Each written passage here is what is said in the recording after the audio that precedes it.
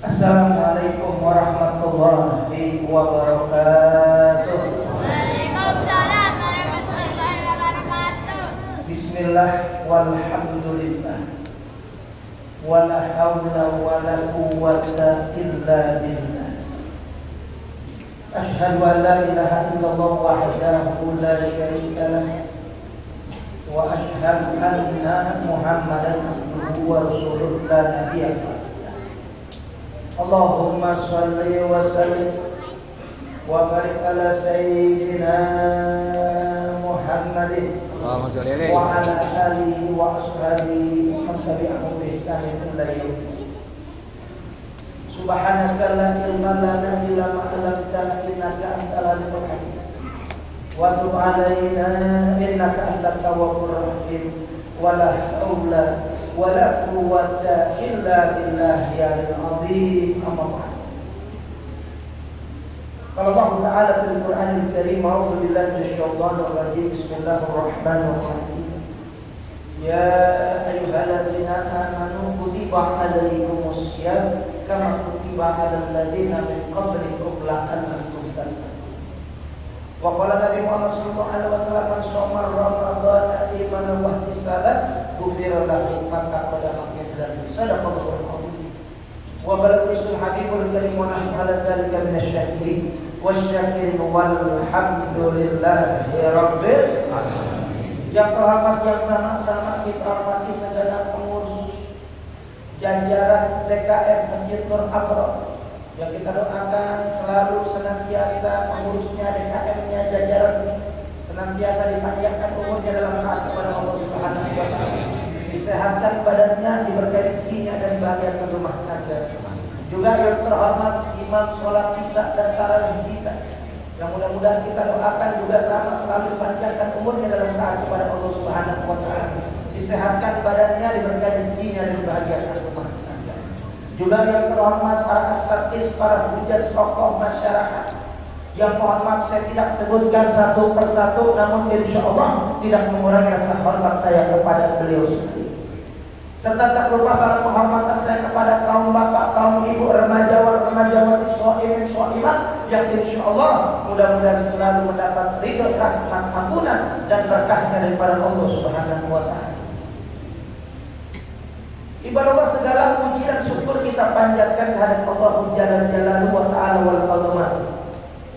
Salawat berkah salam tak lupa dan tak henti-hentinya kita limpahkan untuk junjungan kita yang tercinta baginda besar, Nabiyuna wa syafiuna wa habibuna wa maulana Muhammad sallallahu alaihi wasallam beserta keluarga, sahabat-sahabatnya dan pengikut-pengikutnya yang setia sampai akhir zaman. Alhamdulillah, pada kesempatan malam hari ini memasuki malam yang ke-berapa? 8. Ada 8, ada yang ke-9. Sini puasanya kapan nih? Minggu atau Sabtu? Hah? Oh, Minggu. Berarti malam ke-8. Mau yang ke-8 ya, mau 9 sama aja. Betul?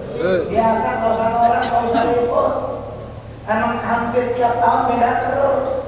Tapi tujuannya sama, untuk kita sama-sama menjalankan puasa Ramadan. Insya Allah. Memang Allah sudah berkehendak untuk kita beda pendapat, biasa, lumrah, sunnah Allah.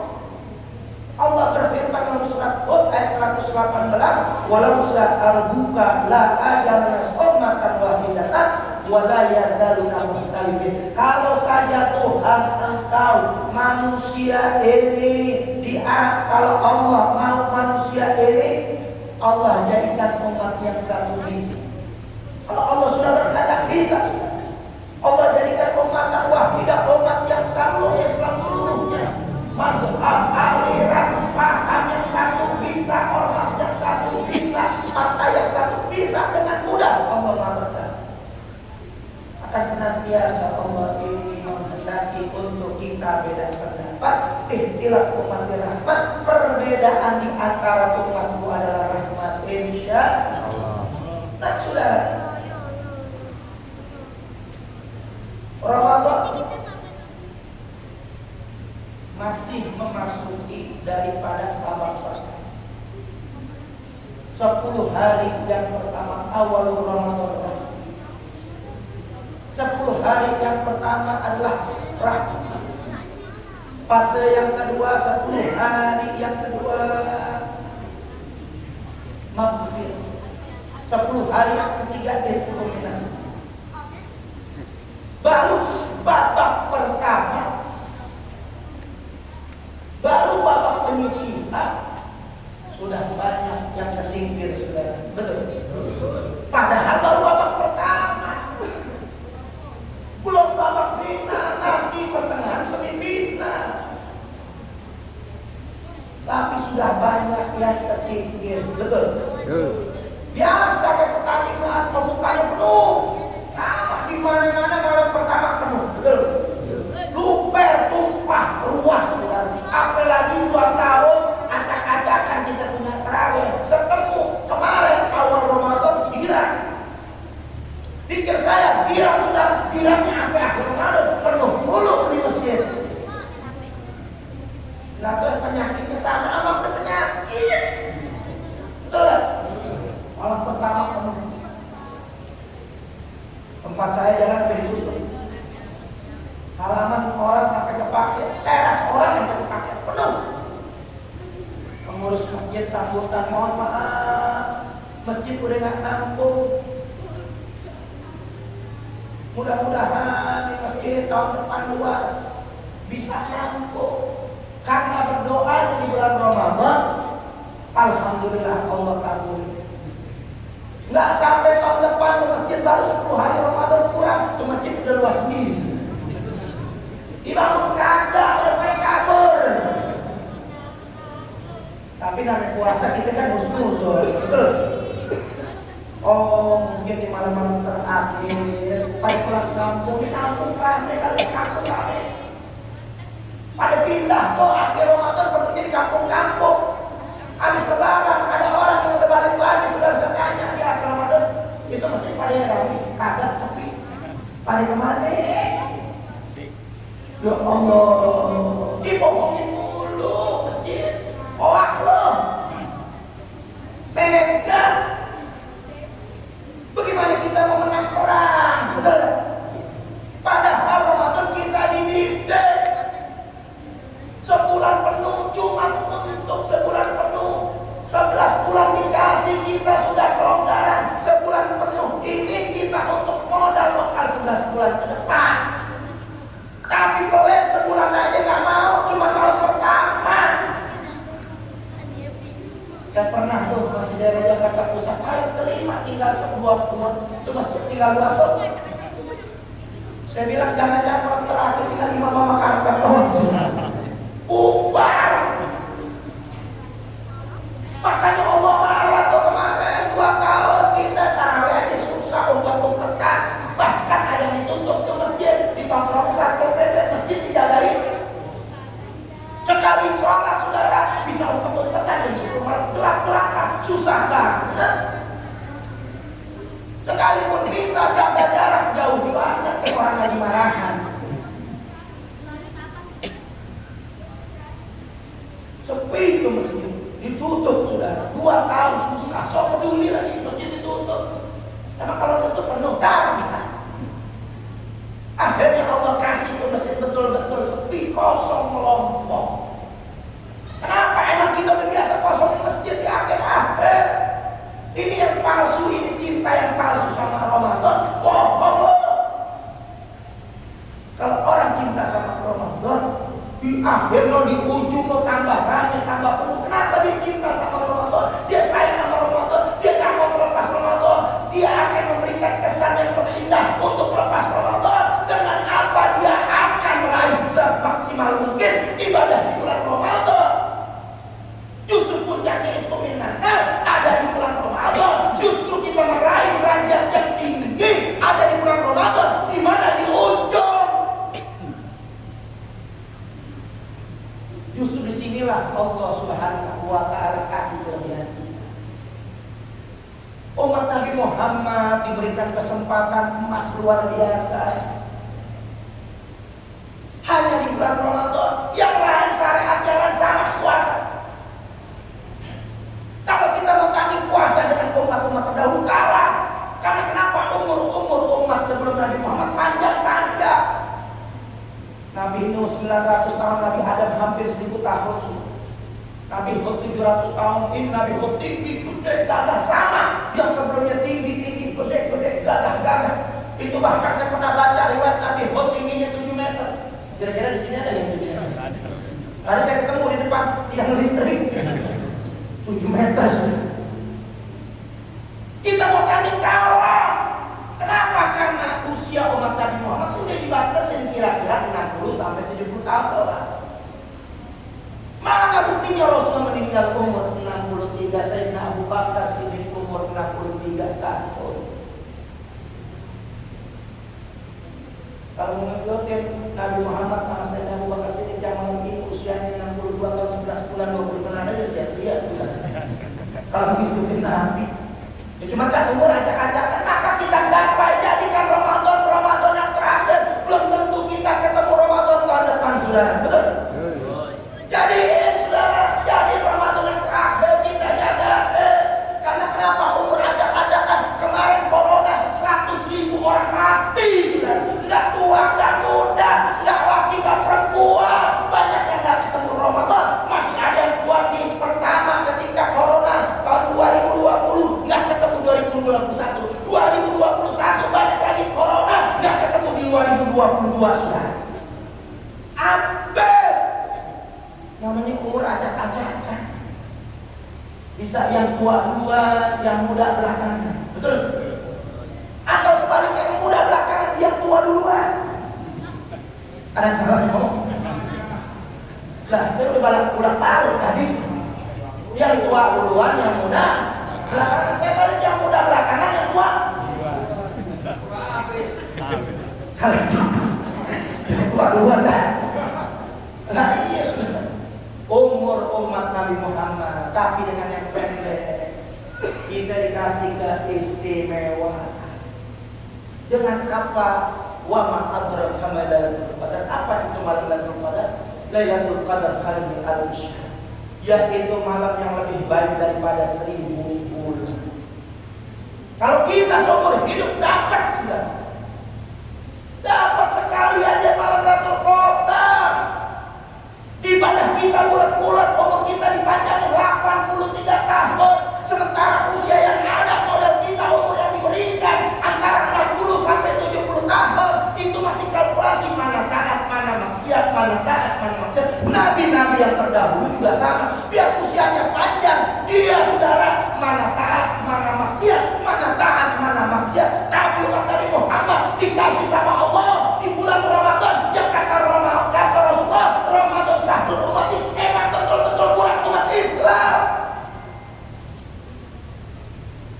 Dikasih di ujung, dikasih persiapannya bukan lagi dari awal Ramadan, tapi dari Rasulullah ajar dari bulan Rajab. Puasanya sebulan, persiapan di 2 bulan. Karena untuk menggapai malam Lailatul Qadar, hamba-hamba yang Allah pilih. Setelah seumur hidup sekali malam Lailatul Qadar 83 tahun dia nambah. Nggak pakai kalkulasi semua. Bagaimana yang seumur hidup 10 kali 830 tahun ibadah bulan-bulan. Bagaimana yang seumur hidup 20 kali dapat Lailatul Qadar 1600 tahun dia ibadah. Umat di mana? Di mana? Yaitu kaum-kaum terdahulu sebelum umat Nabi Muhammad. Siapa yang bisa tandingin ibadah dari ribuan tahun? Tapi kita nggak sadar saudara. Kalah mulu. Bagaimana lo mau cerita menang, Pak Ur? Jangan cerita menang. Bangga amat habis selesai lebaran. Menang dari mana? Kalau lo menang. Menang dari mana? Masjid tambah kosong kok menang.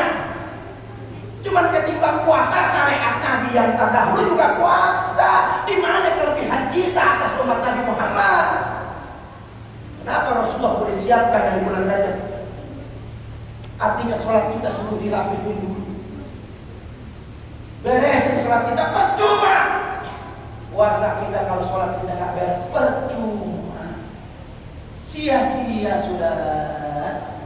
Kalau kita masih permain sholat, masih banyak bolong-bolong tuh sholat kagak dibayar tuh utang sholat.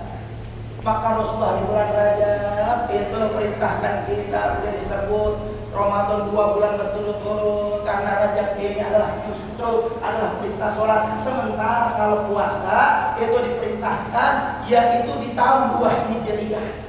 Setelah Rasulullah hijrah tahun kedua baru syariat puasa berlaku. Allah perintahkan, dan ketika puasa Allah hanya cukup seru di bumi. Ya ayyuhalladzina amanu kutiba alaikumusiyam. Allah cukup seru di bumi. Perintah-perintah yang lain Allah cukup seru di bumi, seperti haji. Walillahi 'alan nasi hajjul bait man istata'a sabila. Allah cukup seru di bumi, tapi sholat beda. Allah Subhanahu wa taala memperjalankan Rasulullah subhanalladzi asra bi 'abdihi bil laila minal masjidil haram ila masjidil aqsa alladzi barakna haulahu linuriyahu min ayatina innahu was-sami'ul basir. Maha suci Allah yang telah memperjalankan hambanya pada suatu malam dari Masjidil Haram ke Masjidil Aqsa, yang mana telah diberkahi di sekelilingnya, bahwa Allah Subhanahu wa taala Maha mendengar dan Maha melihat. Makanya begitu perintahnya istimewa, hitungannya juga istimewa. Justru yang pertama dihisab sholatnya, rapihin dulu sholat kita. Yang mana Rasulullah sampaikan awalu ma yuhasabu bil abdul yaumal qiyamati sholat. Yang pertama-tama dihisab dari seorang hambanya adalah sholat. Apabila sholatnya baik, baiklah secara keseluruhan. Apabila sholatnya buruk, buruklah secara keseluruhan. Begitu pentingnya sholat dalam situasi kondisi apapun. Ketika kita puasa, kita sakit, batalin sudah, bisa diganti di hari yang lain.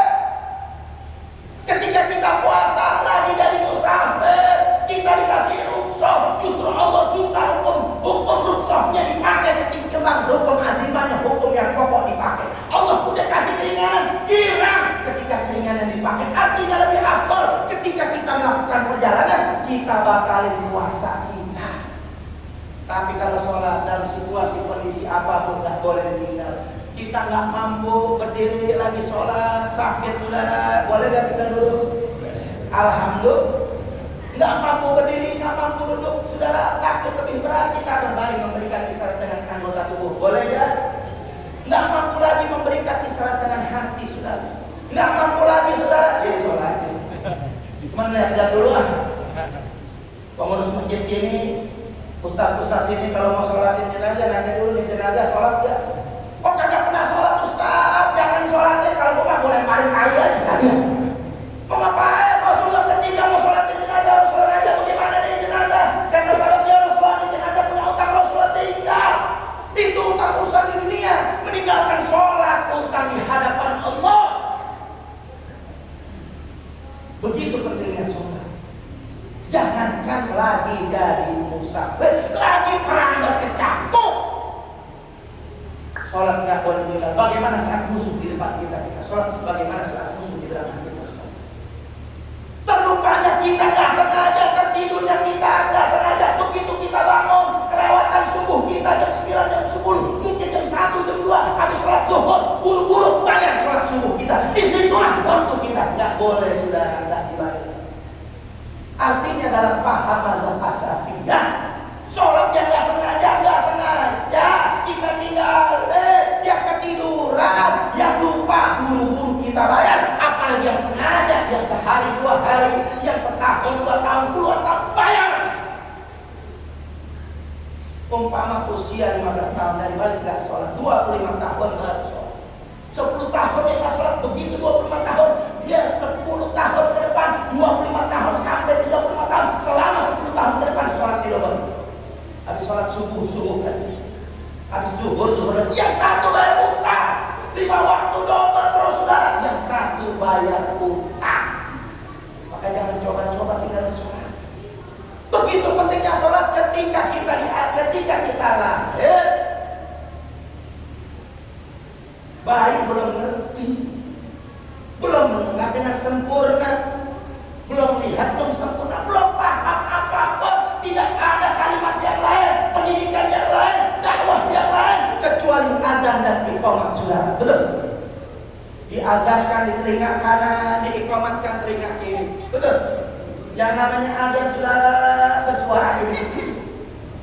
Hah? Toh baik ngerti yang namanya azan itu bersuara, panggilan mesti keras, mesti bersuara, saudara. Betul?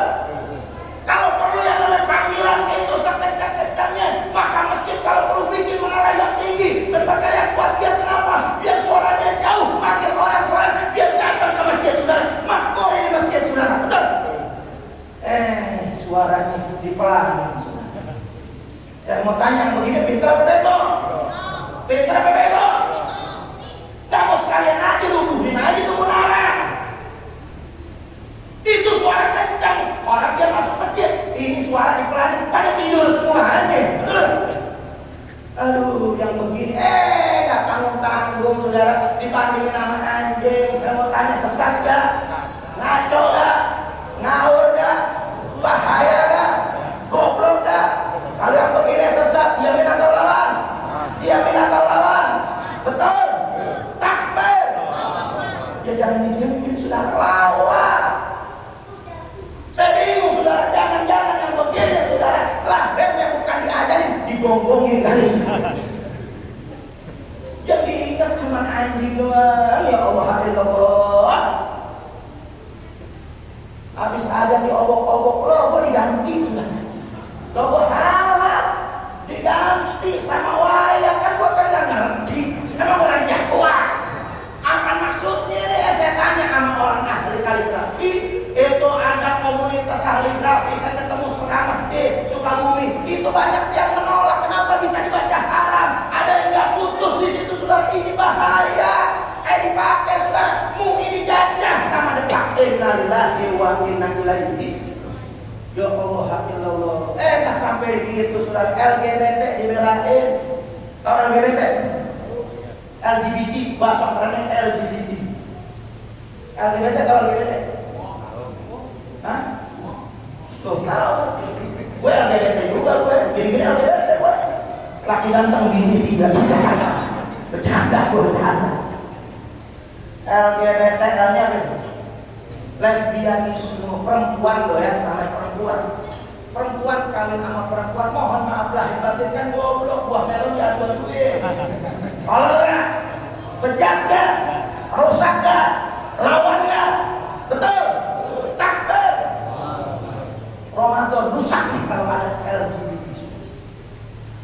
Mengundang-undang Allah, Allah tiap pandang Ramadan. Kenapa penduduknya rusak? L-nya tuh, G-nya begini. Gay, homoseksual. Laki doyan laki, laki kawin sama laki. Urusannya bego, pedaya dua duitan. Kalau enggak, itu namanya anjing tau anjing. Anjing tau anjing. Anjing jantan sama anjing jantan kagak kawin, betul gak? Anjing betina sama anjing betina kagak kawin. Ada orang yang lebih bejat, saudara. Laki sama laki kawin, dibelain. Sampai menak apa tuh? Menak apa? Menak anjing. Takut amat loh. Udah rusak, saudara. Segala perilaku binatang dibelain. Makanya otak dengan anjing doang.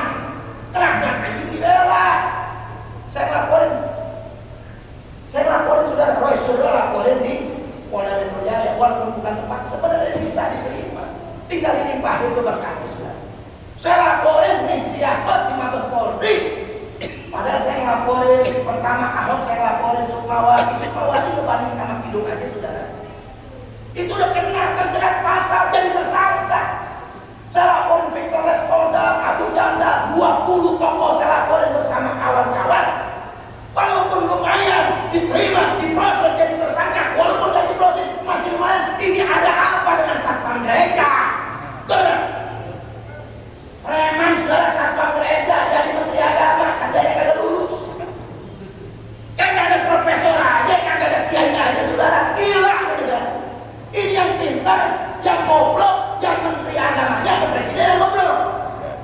Hah? Yang goblok presidennya apa menterinya? Suami hadis. Ya Allah, presidennya gak ngerti, gak paham mulu.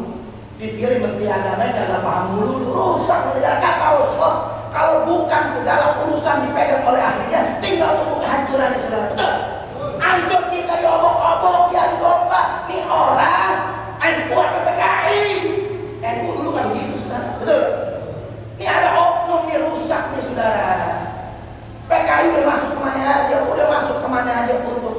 mertua kita. Nggak kelar-kelar, NU-nya aja diobok-obok, saudara. Betul?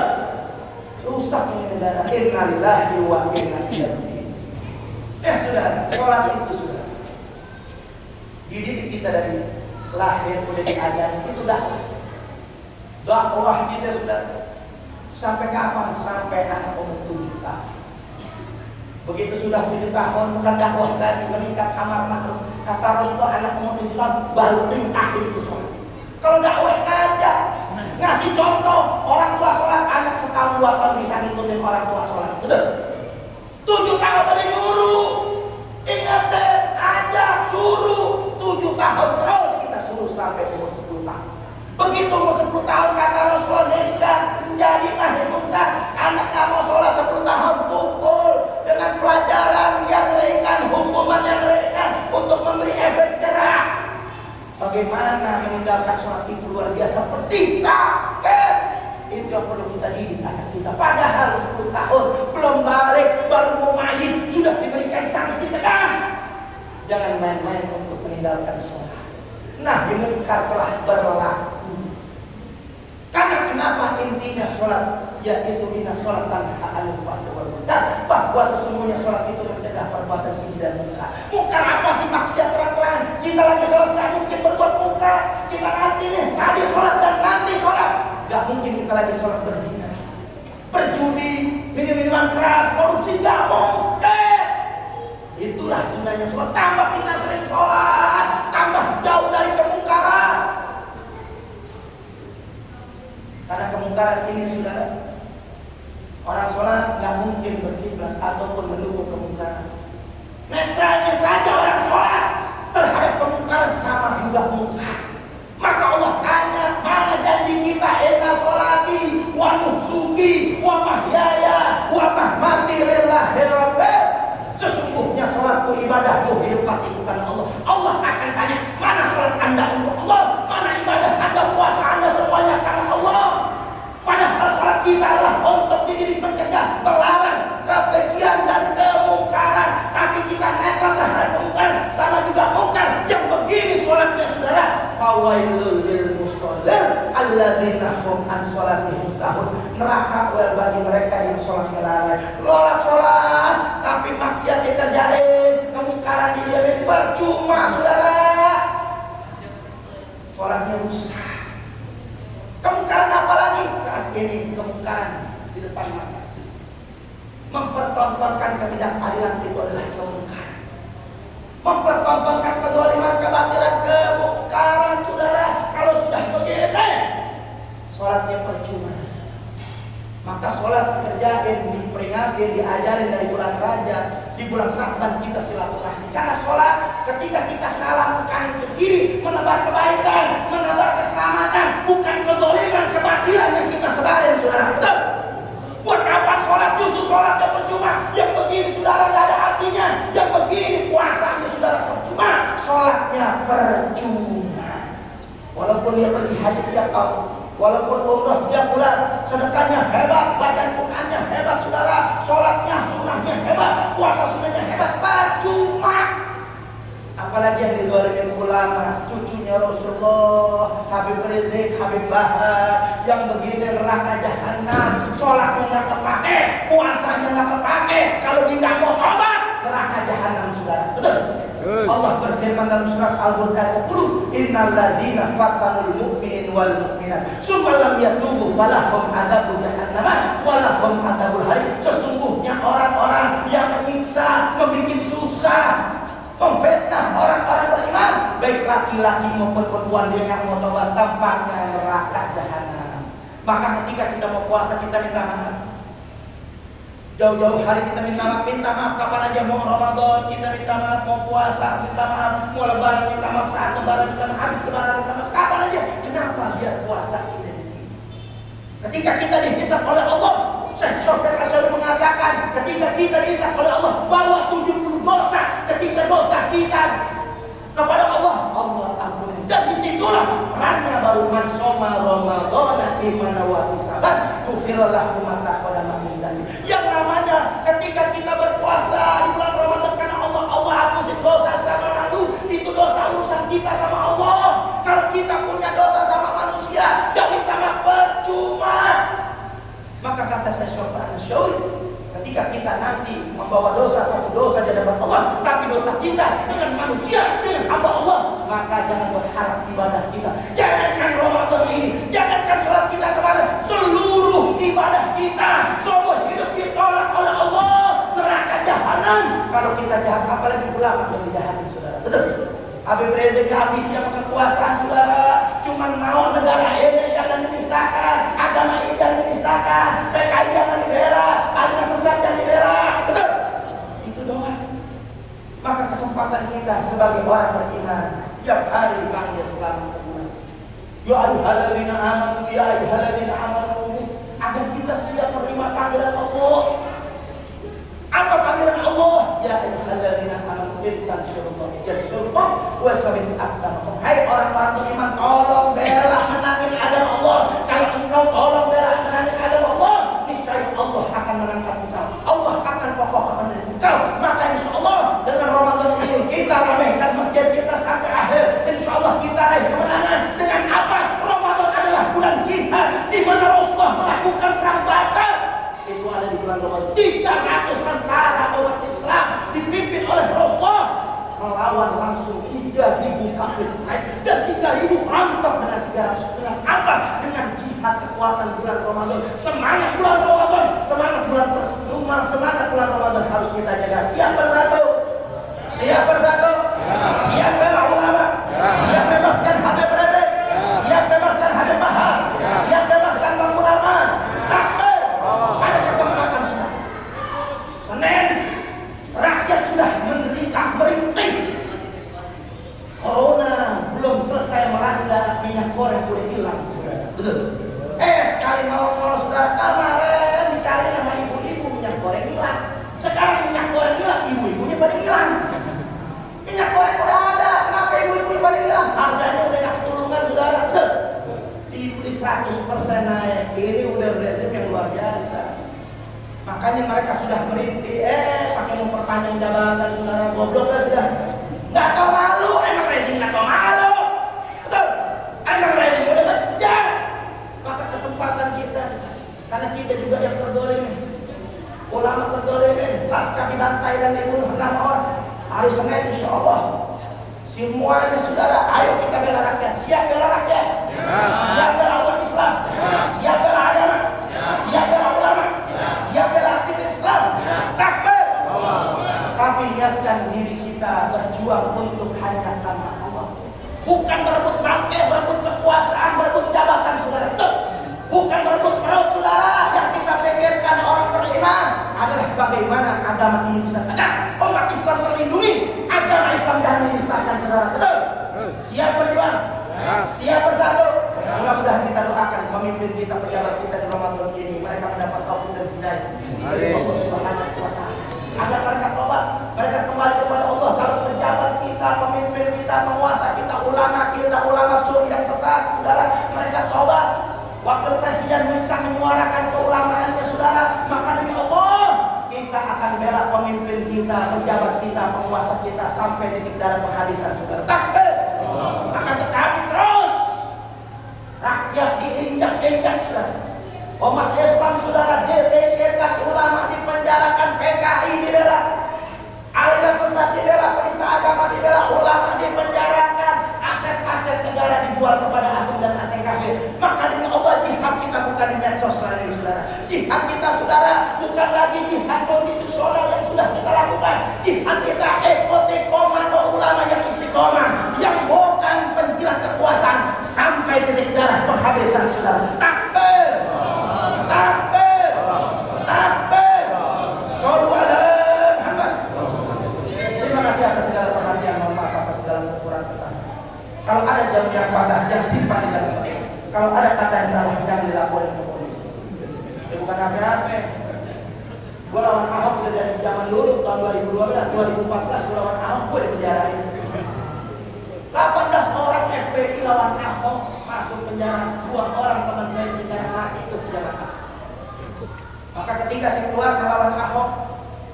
Ketika saya lawan Ahok, judicial review tentang undang pilkada, Ahok mengajukan bahwa petahana nggak perlu cuti. Saya lawan, alhamdulillah kita menang, Ahok harus cuti. Tapi ketika saya menang, saudara, Ahok menistakan agama di depan mata saya, saudara. 2 bulan setengah teman saya mati di penjara. Saya ingat ketika saya keluar penjara, saya lawan Ahok jalur konstitusi. Pas begitu nggak Ahok mendidih darah saya, kenapa teman saya mati di penjara? Dan ternyata Ahok mengulangi lagi menghina agama. Karena kenapa? Saya ceramah terakhir di Haul Habib Ahmad bin Ali di Pulau Seribu, Pulau Bali. Ternyata saya seminggu selesai, Ahok datang ke situ, dia ngomong Al-Maidah 51, jangan mau dibohongin Al-Maidah 51. Masih ingat gak? Saya melihat saudara di depan mata saya, melihat videonya di depan mata saya Ahok. Saya tungguin selesai sidang, saya kejar. Tinggal 1 meter lagi saya mau bikin perhitungan. Kalau memang ketika itu bisa bunuh saudara saya dulu. Tapi gagal, dipisahin sama polisi. Kalau kemarin Ahok kita bikin perhitungan saudara, saya ditangkap. Gak peduli saya masuk penjara lagi, gak peduli saya di penjara lagi, gak peduli dipecat seumur hidup sebagai pengacara. Karena hukum Allah di atas segala-galanya saudara. Takbir, takbir. Akhirnya saya gagal, maka saya melaporkan Ahok pertama di Mabes Polri tanggal 6 bulan 10 2016. Nggak direspon Habib Rizik, saya lapor Habib Rizik, nggak direspon Habib Rizik bikin aksi bela Islam yang pertama. 14-11 juta orang kagak direspon, bikin lagi aksi bela Islam yang kedua. 4-11 malah ditembakin saudara. Syekh Ali Jabir pingsan, kemudian Kiai Haji Arifin Ilham pingsan. Nggak direspon 4 juta orang, padahal 21-27 juta orang baru direspons. Itu pun sudah berjilid-jilid, sudah berjuta-juta sudah. Makanya sudah, kalau kita nggak bersatu sudah nggak bangkit lagi, maka kita bisa dihabisin sama PKI sudah. Betul? Makanya kita harus bangkit. Mereka saudara, orang penista agama sudah menjadi surga. Indonesia sudah surga menjadi penista agama. Mereka menempati posisi. Ahok saya laporin keluar penjara malah jadi komisaris. Itu yang namanya Victor Skoda saya laporin malah jadi gubernur NTT. Immanuel Ibn Nazar sudah saya laporin malah jadi komisaris. Belakangan dia taubat belain Munarman, alhamdulillah. Maka mereka sekarang pada maju. Ahok maju jadi capres siap 2024. Kalau Ahok capres maju, pilih ya? Pilih ya? LBP udah deklarasi di Medan jadi capres saudara. Kalau dia capres pilih ya? Pilih ya? Betul. Alam saudara, insya Allah saya terpanggil karena ngelihat cawapres diam aja saudara. Maka 2024 saya maju cawapres, insya Allah saya maju karena Allah. Saya mau tanya pilih atau tidak? Pilih atau tidak? Siap berjuang, siap bersatu, takbir. Sebagai penutup ceramah yang singkat ini, tadi saya baru pantun sekali lagi boleh? Boleh. Betul. Kalau saya pantun jawabnya apa sih? Aku ngerti. Kenapa gue dicuekin? Terkasih mah sama gue cawapres. Saya pantun sekali lagi. Jawabnya apa? Betul. Siap. Kompak. Buah manggis, buah delima. Buah duku, buah durian. Itu nama buah-buahan. Wassalamualaikum warahmatullahi wabarakatuh.